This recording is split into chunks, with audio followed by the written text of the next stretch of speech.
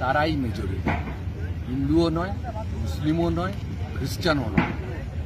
পপুলেশনের প্রায় 70% হচ্ছে schedule caste, schedule tribe, minority বা ওয়ার্কিং পিপুল বলতে যা বোঝায়।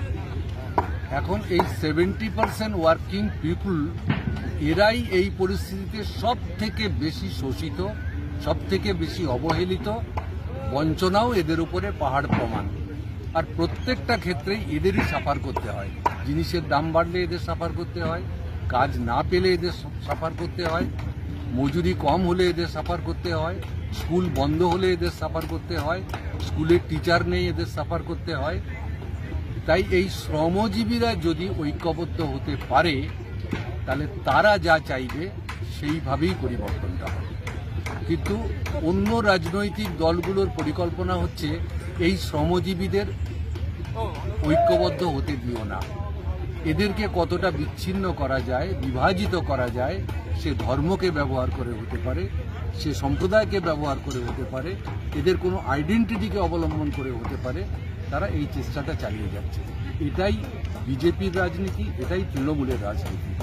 তার বিকল্পটা হচ্ছে শ্রমজীবীদের ঐক্যবদ্ধ করো। তাহলে এই যে পরিস্থিতির মধ্যে পড়েছে আমাদের দেশ, আমাদের রাজ্য, এখান থেকে বেরিয়ে আসা সম্ভব।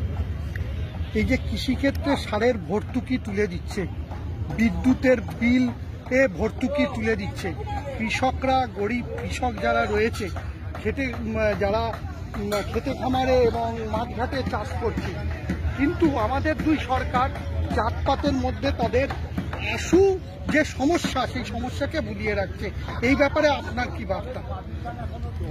যখন আমাদের দেশে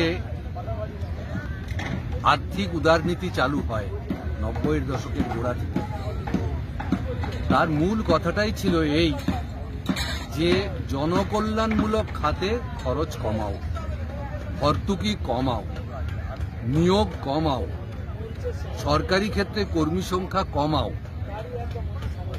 আমদানি নির্ভর হবে তোমার দেশ, রপ্তানির দিকে যাওয়ার দরকার নেই, যা আমার প্রয়োজন নেই তাও আমাকে আমদানি করতে হবে, মুক্ত বাজার। এই যে উদার অর্থনীতি লাগু হয়েছে, সেখান থেকেই ভর্তুকি তুলে নেওয়ার বিষয়টা সব ক্ষেত্রে এটা এসেছে। আমি সেজন্যই প্রথম যেটা বললাম আপনাকে, আক্রমণ সব থেকে বেশি এই অংশের উপর। ভর্তুকি প্রত্যাহার করলে যারা কোটিপতি তাদের খুব একটা অসুবিধা হয় না। ভর্তুকি প্রত্যাহার করলে সেটা বিদ্যুতের উপরে হতে পারে, সেটা রাসায়নিক সারের উপরে হতে পারে, সেটা ফুড সাবসিডি হতে পারে, যেখানে যেখানে সাবসিডি চালু আছে সেটা যদি বন্ধ করা হয় তাহলে গরিব মানুষই সেটা সাফার করে বেশি। এখন এই নতুন যে আর্থিক নীতির দ্বারা আমাদের দেশ বা দুনিয়া পরিচালিত হচ্ছে, তার মূল কথাটাই হচ্ছে। আপনার কাছে শেষ প্রশ্ন, কালকের ব্রিগেড থেকে কৃষক এবং ক্ষেত মজুরদের কি বার্তা আপনারা দিতে চাইছেন? দেশ যে সর্বনাশের কিনারায় এসে দাঁড়িয়েছে, এখন একটা কিছু করতেই হবে, তা নাহলে আমরা আমাদের দেশকে বাঁচাতে পারবো না। এবং সেই কাজটা করতে পারে ঐক্যবদ্ধ শ্রমজীবীদের আন্দোলন। আমরা শ্রমজীবীদের কাছে এই বার্তাই দেব, জাত নয়, ধর্ম নয়, সম্প্রদায় নয়, প্রলোভন নয়, আর এই সোশ্যাল সুরক্ষার নামে যে ধরনের আর্থিক সুযোগ সুবিধা দিয়ে মানুষকে প্রলুব্ধ করা হচ্ছে, এটাও নয়।